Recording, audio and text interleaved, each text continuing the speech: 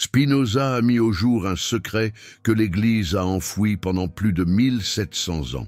Imaginez, à chaque fois que vous dites « Amen », vous invoquez le nom d'un dieu égyptien. Oui, vous avez bien entendu « Amen ». Ce mot que les chrétiens répètent des millions de fois par jour à travers le monde n'est ni hébraïque ni chrétien. C'est le nom d'Amon-Ré, la divinité suprême de l'Égypte antique. Et il existe des documents qui le prouvent. Des documents que le Vatican a désespérément tenté de faire disparaître. Dans les prochaines minutes, vous allez découvrir le lien linguistique inédit entre Amen et Amon. Vous allez comprendre comment ce mot a traversé 3000 ans et 5 religions sans que personne ne s'en aperçoive. Et après avoir regardé cette vidéo, vous ne prononcerez plus jamais le mot « Amen » de la même façon. Parce que la vérité sur ce que vous êtes réellement en train de dire est beaucoup plus troublante que ce qu'aucun chef religieux n'osera jamais admettre. Je vais vous raconter comment Spinoza a fait cette découverte. Amsterdam, en 1673. Spinoza avait 41 ans et il analysait d'anciens manuscrits hébraïques pour son traité théologico-politique. Il étudiait l'origine des mots liturgiques, ceux qui apparaissent dans les prières et les rituels religieux, et il a trouvé quelque chose d'incohérent. Le mot « Amen » apparaissait bien dans les écritures hébraïques, mais il n'avait aucune racine étymologique claire en hébreu. Amen signifie véritablement, ou qu'il en soit ainsi, mais la structure phonétique du mot, la façon dont il était prononcé, ne suivait pas les règles linguistiques hébraïques. C'était comme s'il avait été importé, emprunté. Transplanté d'une autre langue, Spinoza a alors commencé son enquête. Il avait accès à des textes en grec, en latin, en araméen, en copte, et c'est dans les textes coptes, la langue des Égyptiens christianisés, qu'il a trouvé un indice dévastateur. Les chrétiens coptes d'Égypte, au IIIe et IVe siècle après Jésus-Christ, utilisaient le mot « Amen » de manière interchangeable avec Amon, le nom du dieu égyptien. Mais attendez, car ça devient encore plus profond. Amon, en égyptien ancien, signifie l'occulte, le caché. C'était le dieu suprême de Thèbes, capitale de l'Égypte pendant le Nouvel Empire, 1500 ans avant Jésus-Christ. Amon était invoqué à la fin des prières et des décrets royaux, exactement comme Amen est utilisé aujourd'hui. Et la prononciation? Pratiquement identique. Spinoza comprit alors que ce n'était pas une coïncidence, mais une continuité culturelle. Les Hébreux ont vécu en Égypte pendant des générations, selon les propres écritures bibliques. Et même si vous ne croyez pas à l'Exode en tant qu'événement historique, il est un fait archéologique qu'il existait des communautés hébraïques en Égypte, au moins depuis 1200 ans avant Jésus-Christ. Et voici le détail que l'Église ne mentionne jamais. Quand les Hébreux étaient en Égypte, ils ne vivaient pas isolés. Ils ont absorbé des pratiques culturelles, des mots, des rituels. Et Amon n'était pas n'importe quel dieu. C'était le dieu, Amon-Ré, la fusion d'Amon avec Ré, le dieu soleil. Chaque prière égyptienne se terminait en invoquant Amon. Alors, quand les Hébreux ont commencé leur propre liturgie, ils ont pris ce mot, Amon, et l'ont adapté phonétiquement en Amen, avec le sens réinterprété de « qu'il en soit ainsi ». Mais la structure, la fonction, le moment de l'utiliser étaient identiques. Fin de prière. Confirmation, invocation. Spinoza a documenté cela dans des lettres privées. Il savait que publier ces informations serait un suicide intellectuel. Il avait déjà été excommunié par la communauté juive en 1656. Il était déjà surveillé par l'Église catholique. Révéler que des chrétiens invoquaient un dieu païen à chaque fois qu'ils priaient. Cela serait une hérésie capitale. Mais il a laissé des indices. Dans son traité théologico-politique, chapitre 7, il écrit « Beaucoup de pratiques que nous attribuons à la révélation divine sont en réalité des adaptations de coutumes des nations parmi lesquelles les Hébreux habitaient. Ils ne citent pas Amen explicitement dans le texte public, mais dans les marges du manuscrit. Il y a des annotations, et ces annotations ont été retrouvées à la bibliothèque de l'Université de Leiden, aux Pays-Bas, les manuscrits originaux de Spinoza, avec ses notes marginales. Dans l'une d'elles, à côté de la discussion sur les emprunts culturels, il a écrit en latin « Sicut amen ex amun », ainsi « Amen vient d'Amon ». 3 mots qui confirment que Spinoza le savait et qu'il a choisi de ne pas le publier ouvertement, parce que le monde n'était pas prêt. Mais nous pouvons le vérifier aujourd'hui avec la linguistique comparée, avec l'archéologie, avec des documents auxquels il n'avait pas accès. Je vais vous montrer les preuves. Preuve numéro 1, des papyrus égyptiens du Nouvel Empire, 1400 ans avant Jésus-Christ, au British Museum, collection IA 10856. Prière à Amon-Ré. Traduction, qu'il en soit ainsi par la volonté d'Amon. Le mot utilisé, Amon, prononcé Amon.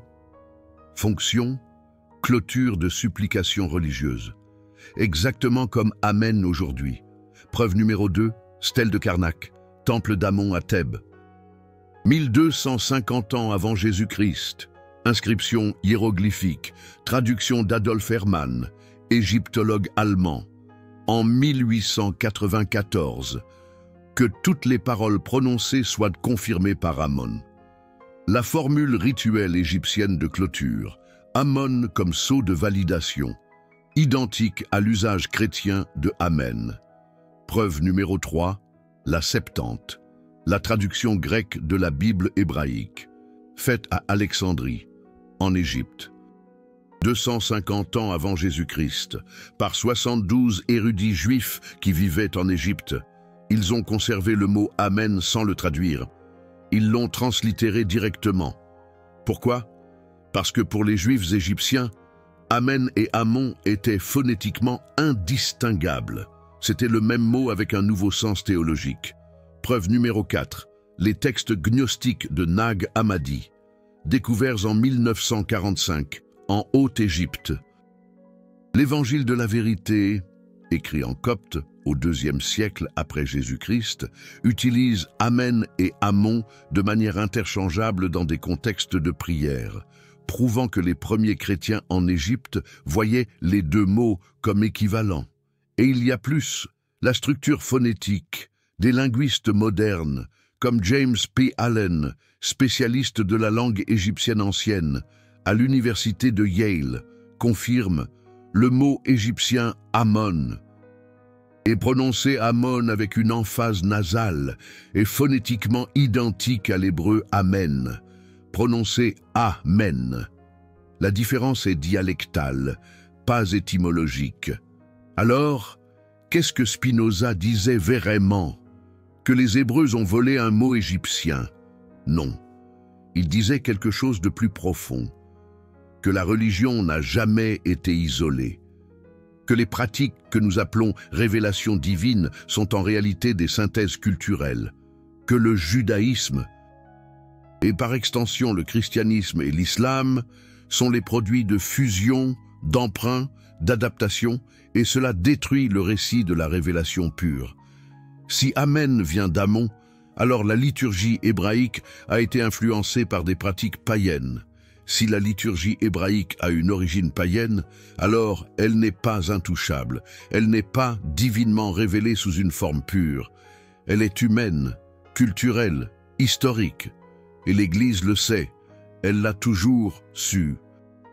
Le concile de Nicée, en 325 après Jésus-Christ, quand les évêques décidaient quel texte serait canonique, il y a eu des débats sur les termes liturgiques. Eusèbe de Césarée, l'historien de l'Église, a rapporté que certains évêques orientaux voulaient retirer Amen des liturgies, précisément parce qu'ils connaissaient le lien avec Amon-Ré. Ils appelaient cela un vestige païen, un reste du passé. Mais les évêques occidentaux, menés par Ossius de Cordoue, ont argumenté que le mot était déjà tellement ancré dans la pratique chrétienne que le retirer causerait de la confusion. Alors, ils ont décidé de le garder, mais de le resignifier officiellement. Ils ont déclaré que « Amen » signifiait « qu'il en soit ainsi » en hébreu. Et voilà, ils ont clos la discussion, brusquement, et ils ont brûlé les registres du débat, pas littéralement, mais en les omettant des procès-verbaux officiels. Ce que nous savons provient de fragments, de lettres privées entre évêques, de documents qui ont survécu par accident, des miracles. Saint Augustin, à la fin du IVe siècle, dans une lettre à l'évêque Jérôme, le traducteur de la Bible en latin, a écrit « Concernant l'usage d'Amen, il est préférable que le peuple ignore son origine, car la foi des simples se maintient par la répétition et non par la compréhension. C'est crucial. » Cette lettre se trouve dans les archives apostoliques du Vatican, dans la section de correspondance patristique. Elle est cataloguée, mais passe numérisée, et elle n'est donc passe accessible au public. Pourquoi? Parce qu'elle admet que l'Église a consciemment occulté l'origine d'Amen pour préserver la foi des ignorants, des naïfs. C'est une admission. Spinoza n'a jamais eu accès à cette lettre. Il est mort en 1677. Mais il a déduit la vérité par la raison pure. Il a rassemblé des preuves linguistiques, des modèles culturels, et il est arrivé à la bonne conclusion. Que Amen est Amon-Ré, et que cela a été caché intentionnellement. Voilà le super thanks qui apparaît, parce que vous venez de découvrir que toute prière chrétienne, catholique, protestante, orthodoxe, se termine en invoquant un dieu égyptien, un dieu de l'Égypte antique. Vous voyez comment Spinoza a utilisé la raison pour révéler ce que l'Église a enterré. Cette vérité a été censurée pendant X7 siècles parce qu'elle dissout le récit de pureté religieuse. Chaque vidéo de ce genre exige d'accéder à des archives vaticanes restreintes, de traduire des manuscrits en copte et en hiéroglyphes, de connecter des preuves qu'on a tenté d'effacer. Le super thanks là en bas n'est pas seulement un soutien, c'est vous qui dites. Je choisis de connaître la vérité même si elle dérange. Quand vous cliquez sur ce cœur doré, vous affirmez que la connaissance est plus importante que le confort dogmatique, plus important que la soumission aveugle. Vous n'êtes pas seulement un spectateur, vous êtes quelqu'un qui questionne ce qu'on répète depuis des millénaires sans penser. Faites partie de ceux qui utilisent la raison comme Spinoza l'a enseigné, comme Voltaire l'a préconisé. Maintenant, plongeons plus profondément dans l'implication de tout cela. Si Amen vient d'Amon-Ré, quoi d'autre dans le christianisme vient de l'Égypte? Spinoza a posé cette question, et il a trouvé une liste dévastatrice. La Trinité, Père, Fils, Saint-Esprit, existait déjà en Égypte comme Amon-Ré, Mout, Khonsu, la triade de Thèbes, 1500 ans avant Jésus-Christ. C'est antérieur, la Vierge qui donne naissance à un dieu, Isis, mère d'Horus. Conçue miraculeusement après la mort d'Osiris, cela se passe 1800 ans avant Marie et Jésus.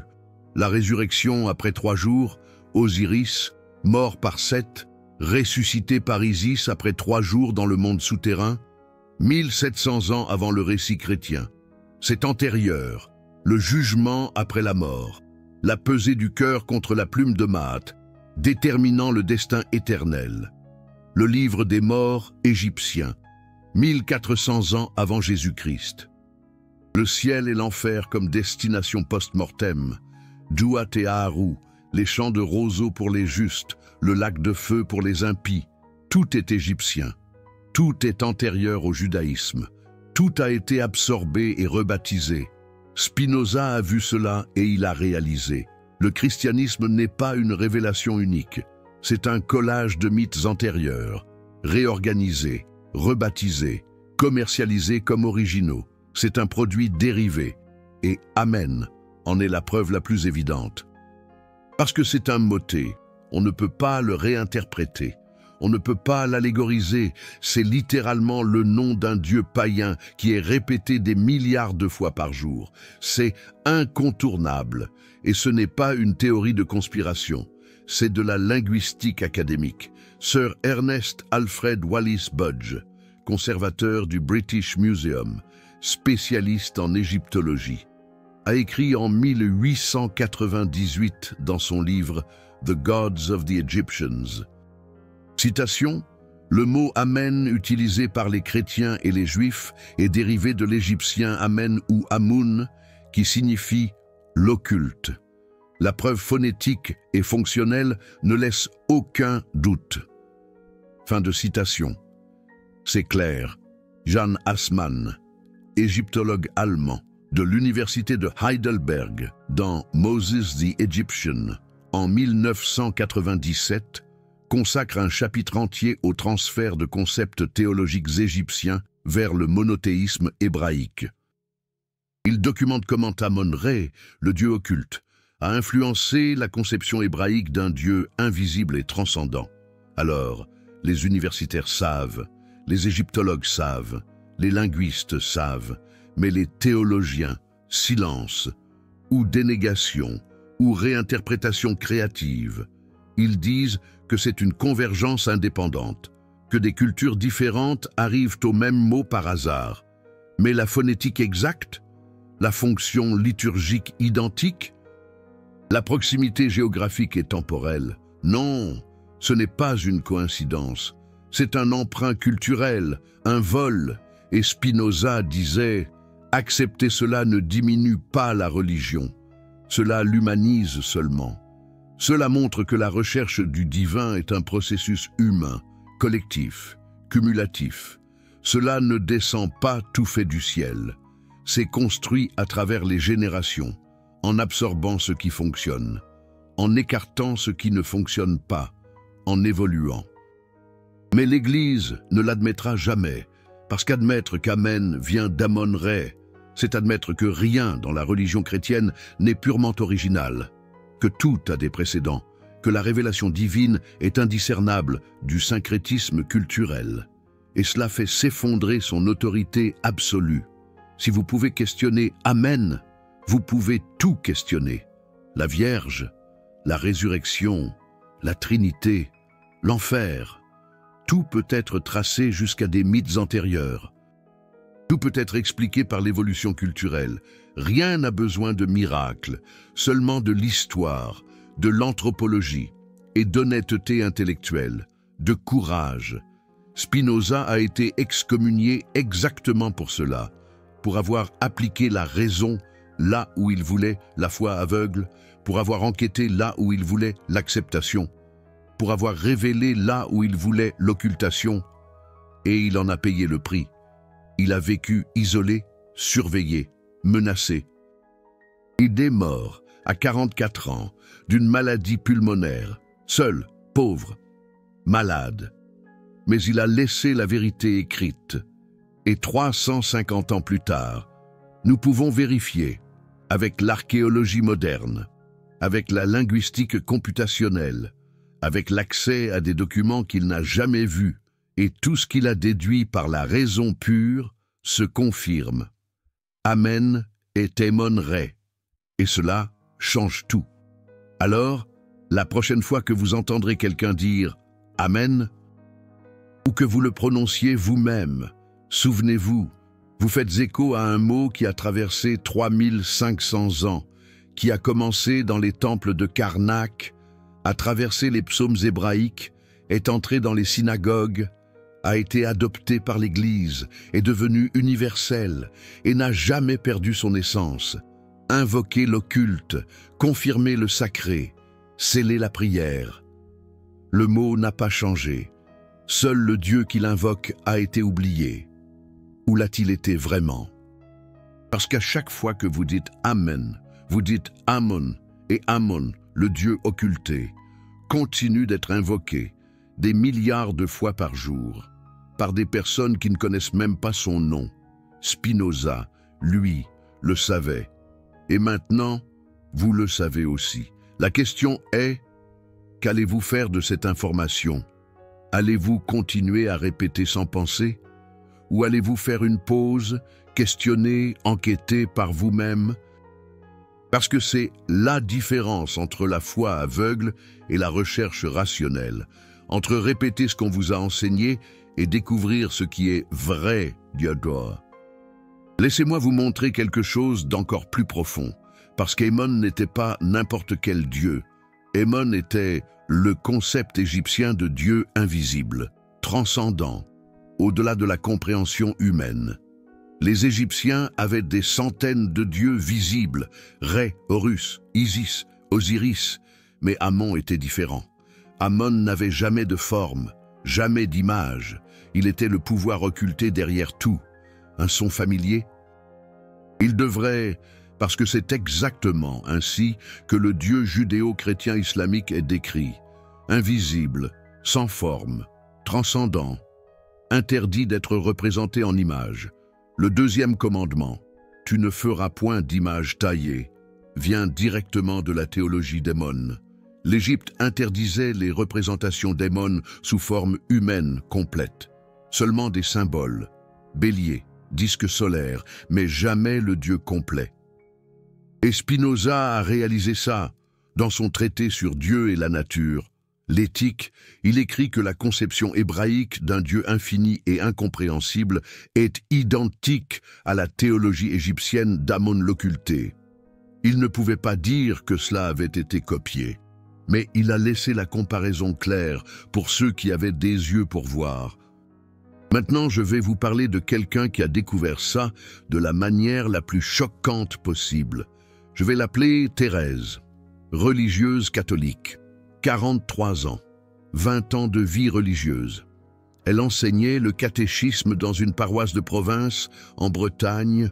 2018, elle préparait un cours sur la liturgie de la messe et a décidé de rechercher l'origine des mots liturgiques. Elle a commencé avec Amen, à chercher dans des dictionnaires théologiques, des encyclopédies catholiques. Tous disaient la même chose. Vient de l'hébreu, signifie ainsi soit-il, véritablement. Mais Thérèse était méticuleuse. Elle voulait plus. Elle voulait la racine, l'étymologie complète. Alors elle s'est tournée vers des sources académiques, la linguistique comparée, l'égyptologie. Et elle a trouvé le livre de Budge, The Gods of the Egyptians, la citation directe. Amen est dérivé de l'égyptien Amun. Elle a pensé que c'était une erreur, que Budge était confus. Alors elle a cherché d'autres égyptologues, James Allen, Jan Assmann, Eric Hornung, tous confirmaient « Amen vient d'Amon ». Thérèse est entrée en crise existentielle. Elle avait passé 20 ans à dire Amen des centaines de fois par jour, dans toutes les prières, dans toutes les messes, dans tous les sacrements. Et elle invoquait un Dieu païen sans le savoir.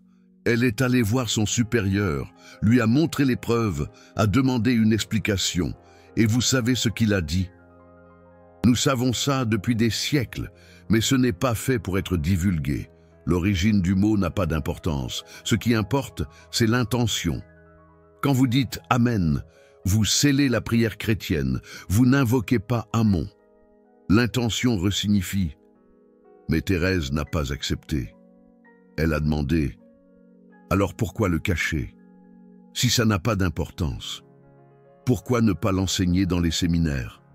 Pourquoi ce n'est pas dans les catéchismes ?»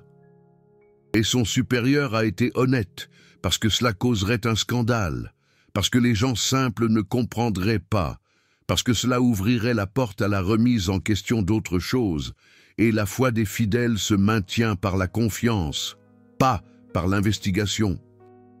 Thérèse est sortie de cette réunion transformée. Elle a réalisé qu'elle avait consacré 2 décennies à une institution qui occultait consciemment des vérités pour maintenir le contrôle. Et Amen n'était que la pointe de l'iceberg. S'ils ont menti sur ça, sur quoi d'autres ont-ils menti? Elle a commencé à enquêter sur tout. La Trinité, origine égyptienne, la Vierge divine, Isis avec Horus, la résurrection, Osiris, le baptême, rituel égyptien de purification dans le Nil, l'Eucharistie, offrande de pain et de bière à Osiris. Tout avait un précédent égyptien. Tout avait été absorbé, rebaptisé, vendu comme une révélation unique. Et elle a trouvé Spinoza, elle a lu le traité théologico-politique, et tout a pris un sens. Spinoza disait que les Écritures ne sont pas une révélation divine miraculeuse. Ce sont des documents humains reflétant la culture, l'histoire, la politique de l'époque. Qu'enquêter sur l'origine ne détruit pas la foi. Ça la purifie, ça sépare la vérité du mythe, la raison de la superstition. Thérèse a quitté la vie religieuse en 2019.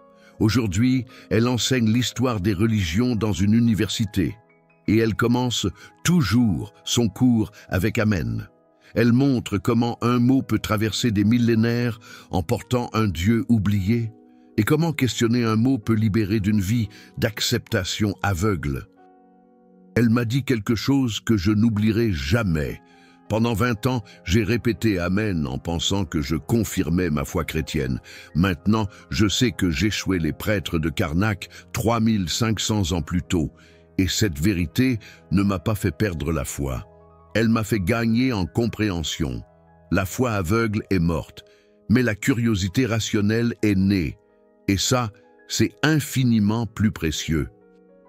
L'histoire de Thérèse montre ce que Spinoza essayait d'enseigner, que connaître la vérité sur les origines n'a pas besoin de détruire la spiritualité.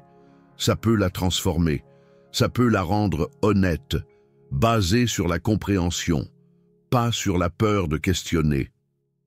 Mais l'Église ne veut pas de Thérèse, elle veut des répétiteurs. Elle veut des gens qui disent Amen, sans demander pourquoi, sans enquêter d'où ça vient, sans comparer avec d'autres traditions. Parce qu'au moment où vous comparez, vous voyez les schémas.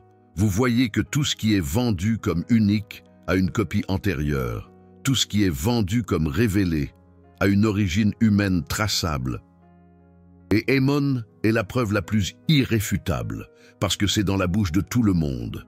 Des milliards de personnes, 3 grandes religions, le judaïsme, le christianisme, l'islam, tous disent Amen, tous invoquent l'occulte, et aucun n'admet que c'est Amon, le Dieu que l'Égypte a adoré pendant 2000 ans, le Dieu qui n'est jamais mort.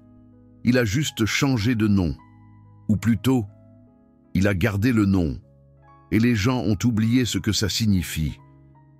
Maintenant, laissez-moi vous montrer comment c'est documenté d'une manière dont Spinoza n'aurait jamais rêvé. Des découvertes archéologiques des 20e et 21e siècles qui confirment tout. En 1922, Howard Carter a découvert la tombe de Toutankhamon, la vallée des rois, en Égypte. Parmi les artefacts, il y avait des amulettes avec des prières, et à la fin de chaque prière, Amen, mais pas écrit comme on s'y attendrait en hiéroglyphes. Écrit phonétiquement, en hiératique, l'écriture cursive égyptienne, et la transcription phonétique était Amen, exactement comme en hébreu, exactement comme en portugais, exactement comme en arabe. La prononciation a traversé 3400 ans intacts.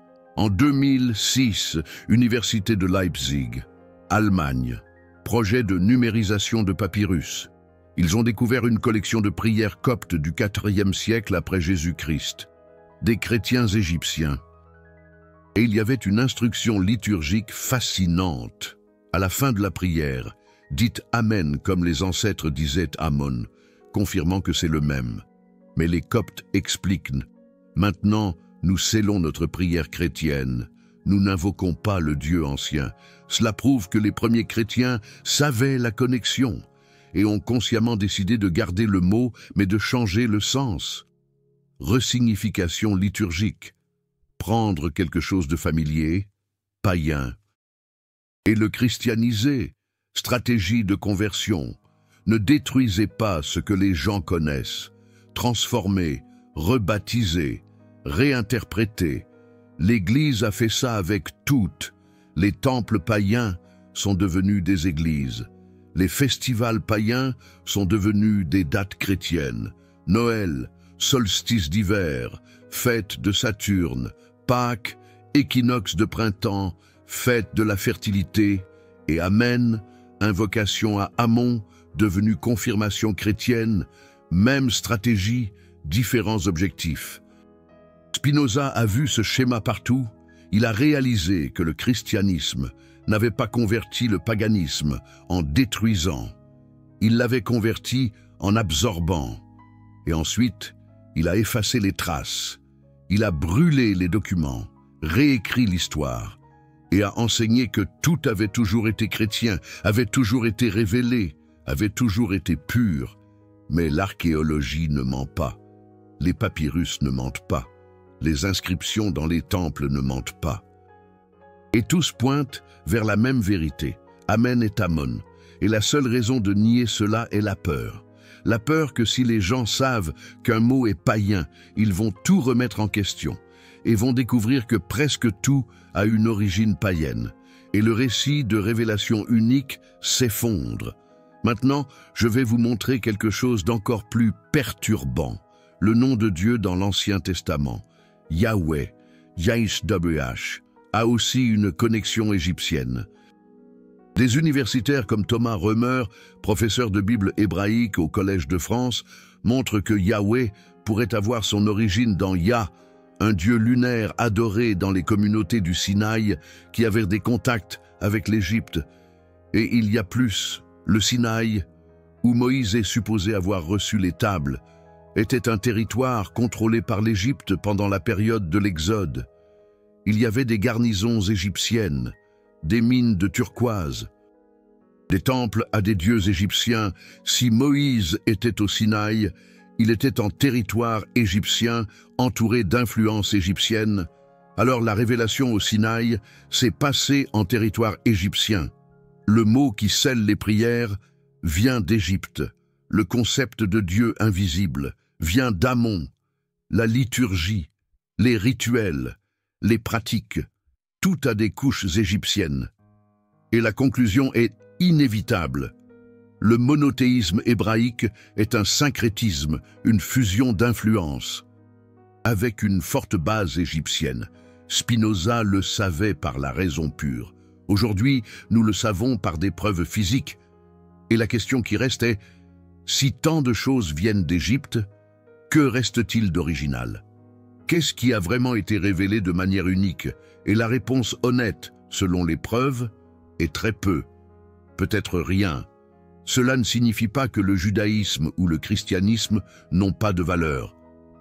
Cela signifie que la valeur n'est pas dans le fait d'être unique, elle est dans le fait d'être des synthèses efficaces, d'avoir organisé, raffiné et diffusé des idées qui existaient déjà.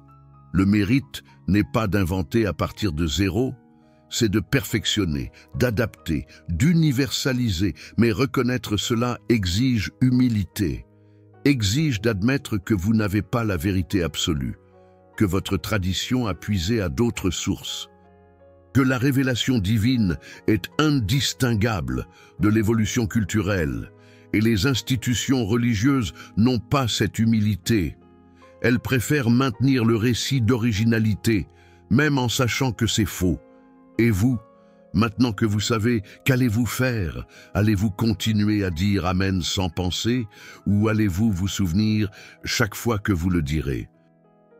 Que vous faites écho aux prêtres de Karnak? Allez-vous continuer à accepter ce qu'on vous enseigne, ou allez-vous questionner, investiguer, chercher des preuves par vous-même? Parce que c'est la proposition de Spinoza. Ne rien accepter par autorité, tout investiguer par la raison, et laisser la vérité, quelle qu'elle soit, guider votre compréhension. Même si la vérité est inconfortable, même si elle détruit des récits confortables. Parce que vivre dans une vérité inconfortable est meilleur que vivre dans un mensonge réconfortant.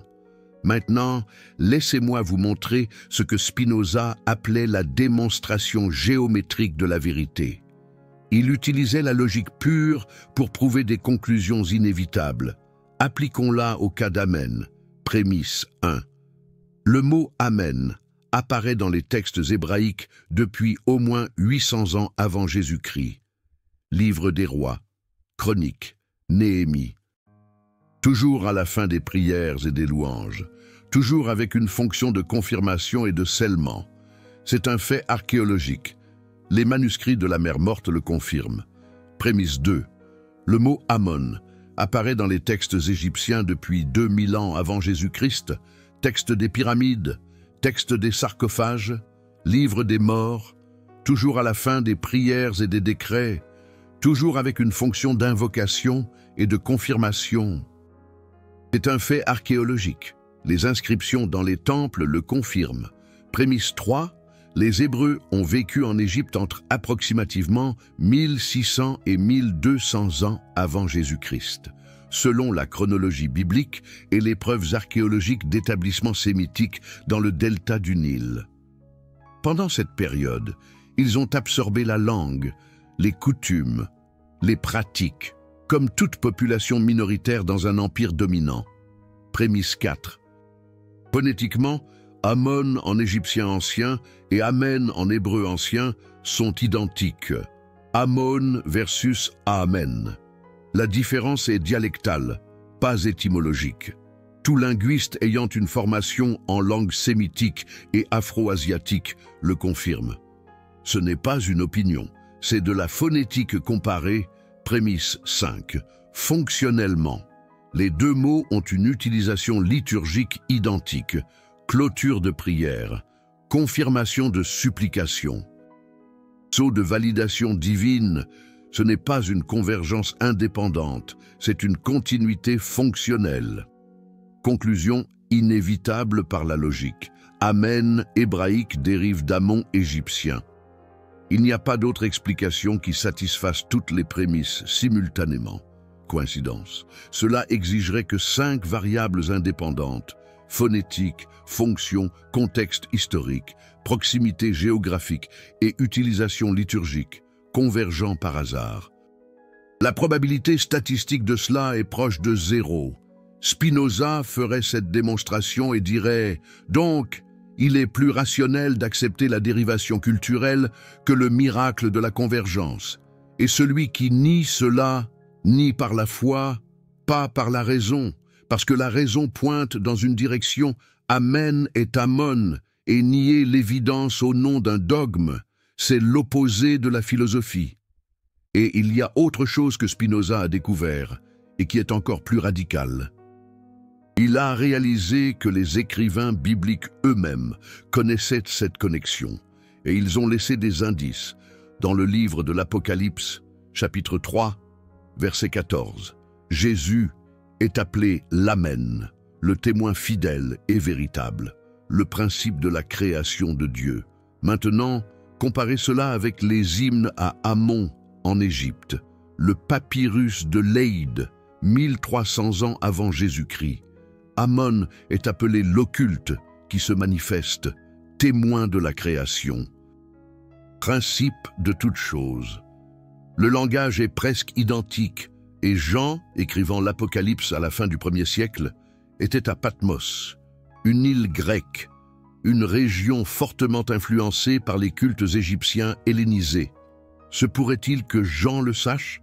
Se pourrait-il que lorsqu'il a appelé Jésus l'Amen, il connectait Christ avec Ammon? Certains universitaires suggèrent que oui, que Jean a utilisé un langage syncrétique intentionnellement, pour montrer que Jésus était l'accomplissement non seulement de la prophétie judaïque, mais de toute la quête humaine du divin, y compris l'Égypte. Si cela est vrai, alors le Nouveau Testament lui-même admet la connexion entre Amen et Ammon, pas comme une erreur, mais comme une synthèse, comme une affirmation que le divin s'est révélé de différentes manières dans différentes cultures. Et Jésus serait le point de convergence, l'Amen définitif, l'Ammon révélé. C'est très différent du récit traditionnel selon lequel le christianisme est venu détruire le paganisme. Cela suggère que le christianisme est venu accomplir, compléter, synthétiser, et que les premiers chrétiens le savaient. et utilisait un langage syncrétique consciemment. Seulement après, quand l'Église s'est institutionnalisée, quand Constantin a fait du christianisme la religion d'État, alors ils ont commencé à effacer les connexions, à créer un récit d'originalité absolue. Spinoza voyait cela clairement. Il disait que la religion originale des apôtres était très différente de la religion des conciles, que Jésus prêchait l'amour et la justice universelle, en utilisant un langage que n'importe qui pouvait comprendre, judaïque, grec, égyptien. Mais quand l'Église est devenue un pouvoir politique, elle a eu besoin d'exclusivité, d'affirmation d'être la seule vérité. Et alors a commencé la censure. Et Amen a survécu parce qu'il était déjà tellement enraciné qu'il serait impossible de le supprimer. Ils ont essayé de cacher son origine, de le resignifier officiellement, mais le mot a continué. Il a traversé 2000 ans de christianisme, 1400 ans d'islam, et il est aujourd'hui sur les lèvres de 3 milliards de personnes, invoquant Amon sans le savoir. Cela vous montre quelque chose de profond sur le pouvoir de la culture. Les mots sont résistants.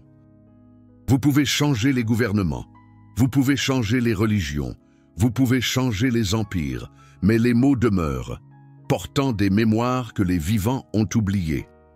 Et Amen porte Amon, à travers les millénaires, à travers les langues, à travers les religions. L'occulte reste occulte, mais ne disparaît jamais.